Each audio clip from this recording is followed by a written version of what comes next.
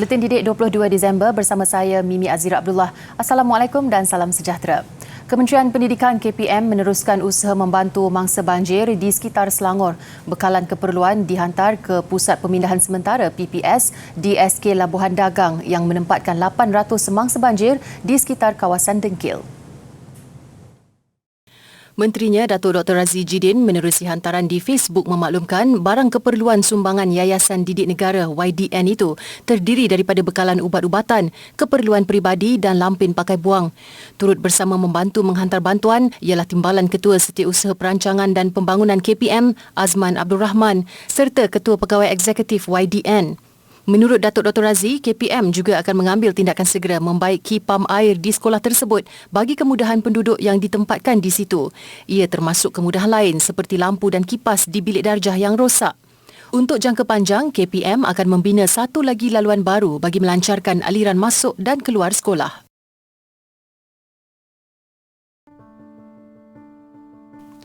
Sumbangan bantuan bencana banjir. Anda boleh menyalurkan sumbangan anda kepada Yayasan Didik Negara menerusi akaun bank tertera. Sumbangan berbentuk barangan pula boleh disalurkan ke Pusat Pengumpulan Barang YDN. Sementara itu, sukarelawan Universiti Malaysia MASKUM terus bergerak membantu mangsa-mangsa banjir sama ada menghulurkan bantuan makanan dan keperluan serta khidmat pembersihan pasca banjir. 77 sukarelawan termasuk pelajar dan kaki tangan Universiti Putra Malaysia giat menjalankan usaha membantu penduduk di kawasan terjejas banjir. Mereka mengagihkan barangan keperluan seperti air minuman dan makanan di sekitar kawasan Puchong, Hulu Langat, Dengkil dan Shah Alam. Tidak terkecuali menghulur bantuan tenaga, 11 sukarelawan dari Universiti Pertahanan Nasional Malaysia. Mereka menjalankan aktiviti pembersihan di rumah mangsa banjir di Taman Kelang Utama. Di Melaka, 53 sukarelawan Universiti Teknikal Malaysia UTM turun membantu mangsa banjir yang terjejas di Lubuk Cina. Misi ini melibatkan sebuah bas dan kenderaan pacuan 4 roda dengan membawa alat pembersihan dan keperluan lain bagi khidmat pembersihan pasca banjir. Turut melaksanakan misi bantuan pasukan Kementerian Pengajian Tinggi KPT yang diketuai menterinya Datuk Seri Nuraini Ahmad. Sumbangan kit bantuan banjir dan operasi pembersihan rumah mangsa juga diterima daripada Perbadanan Tabung Pendidikan Tinggi Nasional PTPTN, Education Malaysia Global Services Corporate, Agensi Kelayakan Malaysia MQA dan Yayasan Sukarelawan Siswa YSS.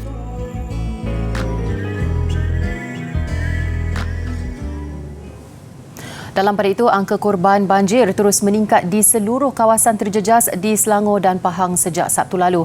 Sehingga kini, 31 kematian direkodkan dengan 21 daripadanya di Selangor, 10 di Pahang. Ia jumlah yang boleh dianggap paling tinggi sejak banjir besar pada 2014.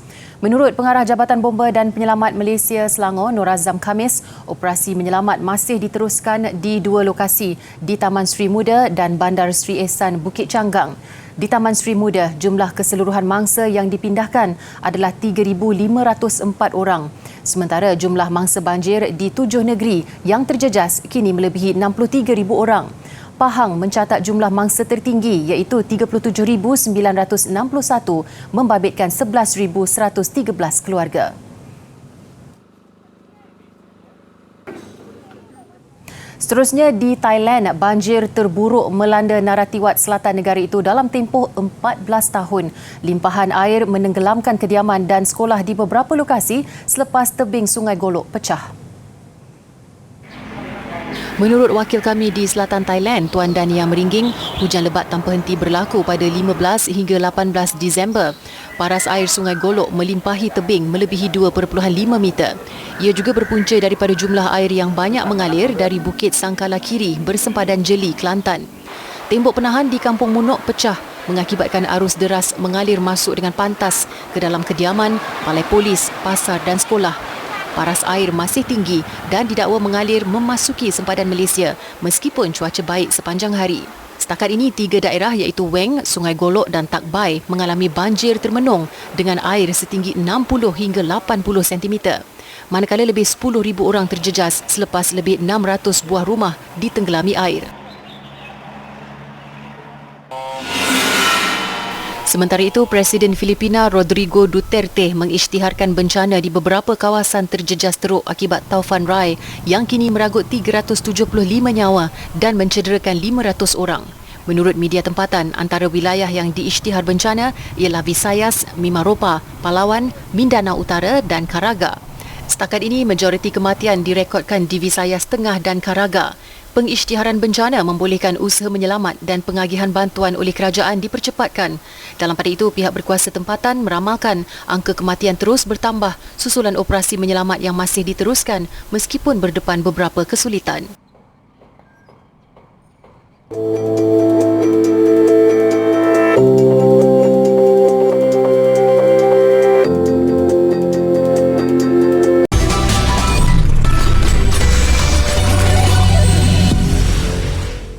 Bertemu kembali.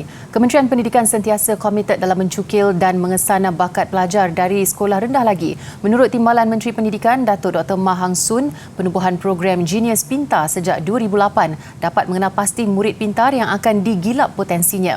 Program ini adalah inisiatif khas mencari bakat, kepintaran kognitif atau intelek murid sejak sekolah rendah. Program ini memberi fokus kepada bidang sains, teknologi, kejuruteraan dan matematik STEM dan pemikiran computational.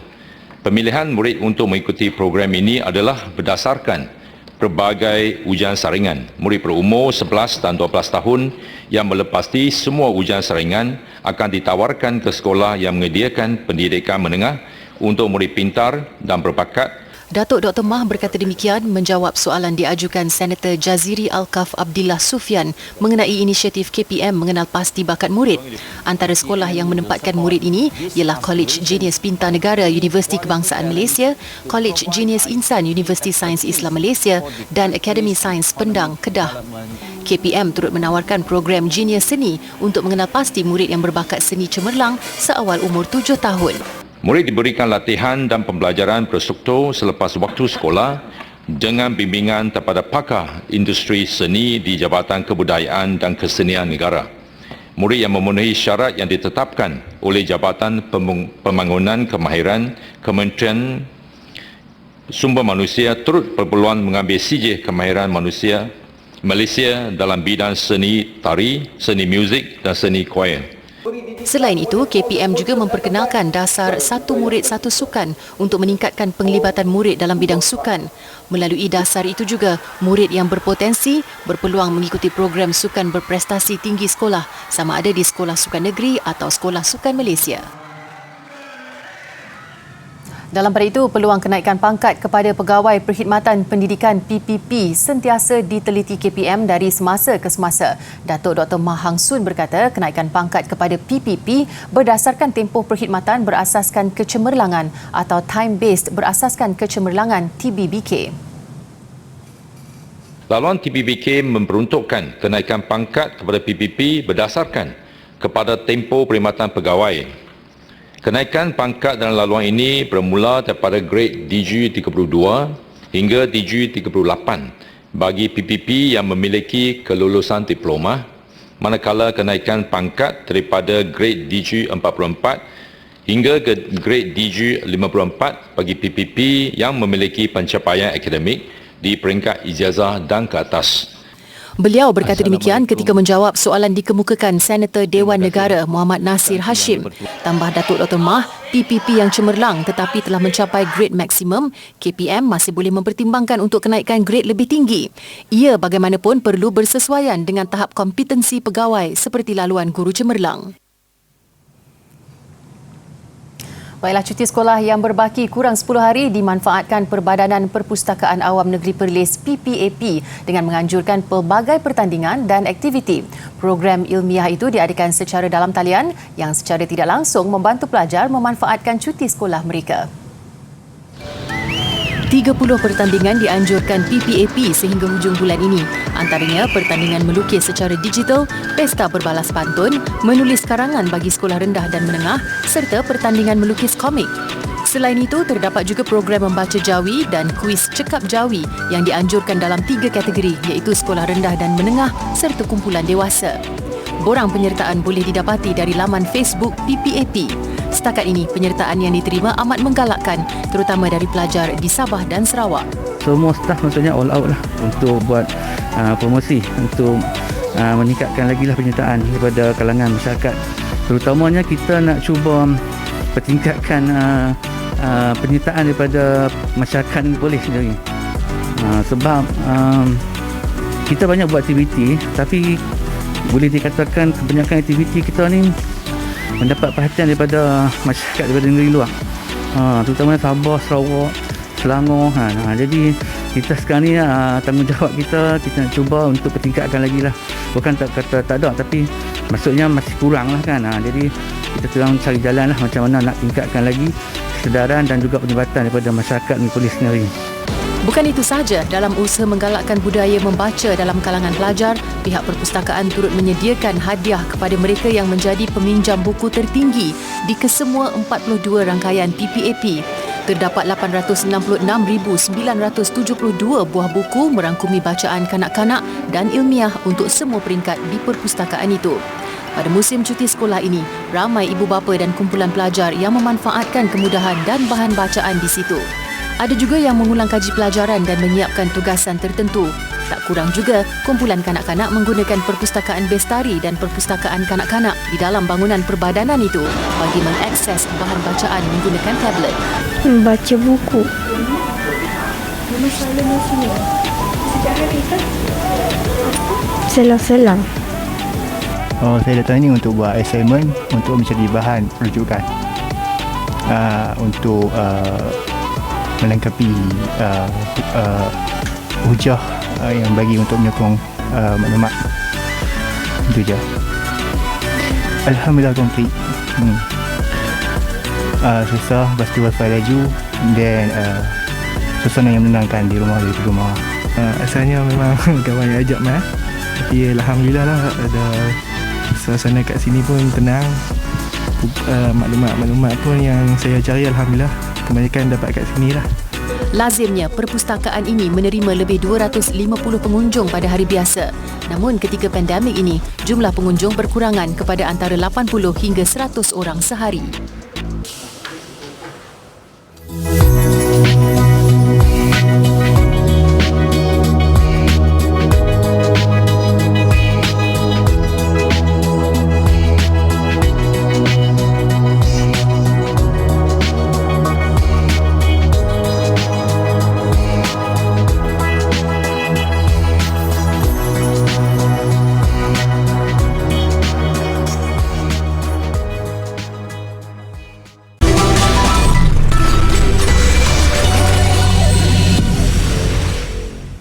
Masih bersama Buletin Didik. Kehadiran sekumpulan ikan lumba-lumba di perairan berdekatan jeti Teluk Kumbar, Georgetown, Pulau Pinang bukan petanda berlakunya bencana alam seperti ombak besar atau tsunami. Ia kejadian yang biasa di perairan negeri itu, khususnya ketika hujung tahun. Pengarah Pusat Kajian Samudra dan Pantai Universiti Sains Malaysia, Profesor Datuk Ailin Tan berkata, hidupan marin itu ditemui di lautan negara disebabkan migrasi mencari sumber makanan. Bahkan spesies itu lebih kerap ditemui setiap hujung tahun hingga awal tahun. Ia juga musim migrasi sama untuk spesies ikan tuna dan kembung. Kemarin, sekumpulan 3 nelayan pantai dilaporkan terserempak dengan 50 ekor ikan lumba-lumba berhampiran jeti nelayan Teluk Kumbar. Spesies itu ditemui jam 1.30 tengah hari ketika mereka dalam perjalanan menangkap ikan di kawasan Pulau Rimau. Kami nelayan, kami bantuh daripada tembok laut. Kemana tumpahnya kuah kalau tidak ke nasi? Seorang suri rumah yang menjana pendapatan dengan menjual kek dan biskut kini berkongsi minat yang sama dengan anaknya yang berusia 8 tahun. Bukan sekadar membantu, Muhammad Hadif Muhammad Iqbal juga boleh membuat biskut sendiri. Minat anak bongsu daripada dua beradik ini dalam pembuatan biskut bermula dari kecil dan semakin serius sejak tahun lalu. Disifatkan sebagai kanak-kanak yang ceria tetapi pemalu, Zulaika menganggap proses penghasilan biskut dapat membantu perkembangan psikomotor anaknya. baking punya proses ni dan dia involve dah lama. Contoh macam kalau akak buat brownies, dia akan try nak pegang mixer, nak rasa macam mana nak mix brownies, mix cake tu kan. So akak bagilah dia pegang. Lepas tu bila dah lama-lama tu dia suka buat biskut apa semua, bila time raya dia akan duduk kat sebelah, tolong-tolonglah buat biskut. Lepas tu kalau macam buat roti tu dia akan minta sikit tepung untuk dia uli apa semua kan. Bukanlah dia nak buat sangat pun, tapi sebab dia nak dia nak rasa macam mana nak buat roti apa semua. Tapi akak bagi je lah kat dia. Kebiasaannya, Hadif membuat biskut pada hujung minggu dan cuti sekolah agar pelajarannya tidak terganggu. Bagi mengukuhkan minat anaknya itu, Zulaika turut menghantar Hadif mengikuti kursus-kursus jangka pendek bagi menghasilkan biskut. Ini tolong apa? Tolong kacau ke? Tolong apa? Measure ke? Letak biskut ke? Kacau. Tolong kacau. Susah tak kacau? Penat tak?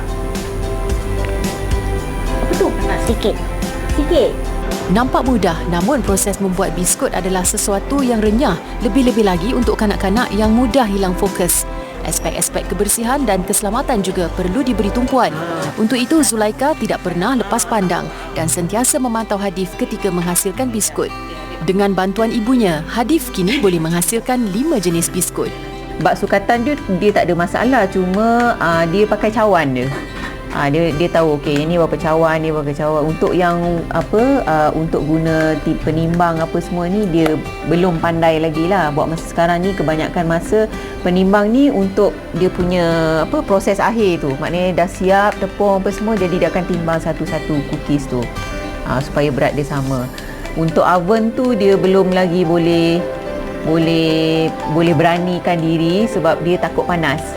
Dia takut macam bahang apa semua, dia takut kena tangan apa semua. Jadi oven tu memang akak lah yang akan handle.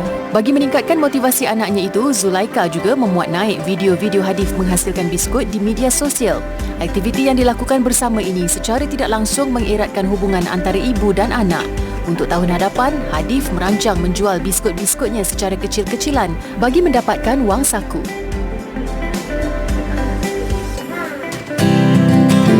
Untuk mengelakkan jangkitan HIV, bagi orang yang berisiko tinggi mendapat jangkitan melalui hubungan seksual, gunakan kondom dengan betul.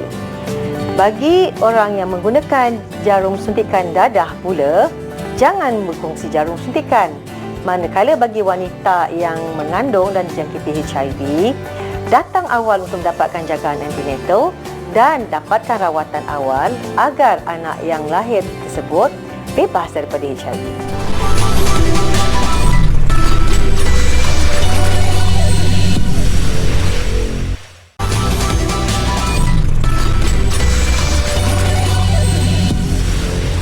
Sukan. Pengecilan kelompok atlet di bawah program latihan sepenuh masa bermula tahun depan jelas beri impak besar buat atlet sedia ada. Selain terpaksa dinilai menerusi siri pertandingan dalam tempoh pandemik yang tentunya banyak kekangan, syarat yang diletakkan Majlis Sukan Negara MSN selaku penyelaras program juga menambah tekanan. Bagaimanapun sebagai atlet profesional, setiap keputusan yang dibuat perlu ada pelan sokongan bagi kelangsungan kerjaya. MSN menetapkan pencapaian di peringkat tertinggi sebagai petunjuk prestasi utama atlet untuk kekal dalam program latihan bermula tahun 2022. Berdepan realiti tiadanya peruntukan khusus program podium yang berakhir sebaik tamatnya Tamasya Paralimpik Tokyo 2020, penetapan syarat lebih ketat ini dilihat sebagai langkah yang perlu diperkenalkan semula. Bagi atlet pelayaran negara Khairul Nizam Effendi, dia bimbang arena sukan negara akan terus suram jika MSN tidak tampil dengan pelan sokongan bagi menambah dana untuk menampung program atlet di masa hadapan. Dia kecilkan number atlet, number player tu, so agak sejak sikit lagi training nanti kan, dan sekarang pun tak semeriah macam dulu dia training. So jadi effect jugalah sedikit kebanyakan. Dan juga kepada perkembangan sukan itu juga dan persaingan terhadap sukan itu juga. Saya takut lama kelamaan sukan bayaran tak berkembang. Pandangan berbeza disuarakan atlet memanah para negara S. Suresh yang melihat situasi ini sudah diduganya lebih awal. Jelas Suresh, atlet perlu elak kebergantungan sumber rezeki kepada program latihan semata-mata. Sebaliknya, mereka harus lebih bersedia dengan pelan sokongan sekiranya digugurkan daripada program berkenaan pada bila-bila masa. Kalau ikutkan ni, kalau kita kerja di kilang, kalau bos tu kata letak letak target pada kita kena buat macam ni, benda ni, so kita kena buat kan. So macam tu lah kat sini pun. So yang ni sebagai atlet kena terima lah, sebab benda ni akan berlaku setiap kali. So bila fikir tu, kita just follow je lah apa yang dia orang cakap tu. Dapat tak dapat tu lain cerita, just kita fokus pada diri kita. Difahamkan lebih 550 atlet termasuk lebih 100 atlet para berada dalam program podium sebelum ini. Ia menyaksikan angka terbaru yang kekal dalam program berkenaan adalah 288 atlet bagi menghadapi 3 tamasya utama tahun depan, iaitu Sukan Si Hanoi di Vietnam, Sukan Commonwealth Birmingham, United Kingdom dan Sukan Asia serta Sukan Para Asia di Hangzhou, China. Pasukan gergasi Liga Perdana Inggeris Arsenal menepati ramalan layak ke separuh akhir Piala Liga Inggeris. Mereka cemerlang menewaskan klub Division 3 Sunderland hasil kemenangan besar 5-1 awal pagi tadi. Mikel Arteta membuat 9 pertukaran ke atas skuad yang membelasah Leeds 4-1 hujung minggu lalu. Namun ia langsung tidak menjejaskan rentak The Gunners. Ia menyaksikan Eddie Nketiah paling cemerlang apabila meledak hat-trick masing-masing minit ke-17, 49 dan 58. Manakala baki 2 gol disumbangkan Nicola Pepe pada minit ke-27 sebelum Charlie Patino yang membuat debut turut mencetak nama selaku penjaring di hujung permainan. Sementara itu, gol tunggal pelawat dijaringkan Nathan Broadhead minit ke-31. Dan berikut baki 3 perlawanan suku akhir yang dijadual berlangsung awal pagi esok. Sesi pengundian bagi menentukan lawan di peringkat separuh akhir akan diadakan sejurus berakhirnya perlawanan Tottenham dan West Ham United. Baiklah, selama sedekad Derek Young telah menjadikan pantai-pantai di Hong Kong sebagai kanvas seninya. Paparan hasil seni di Sai Kung mengakhiri buletin didik. Saya Mimi Azira Abdullah, salam hormat dan kita jumpa lagi.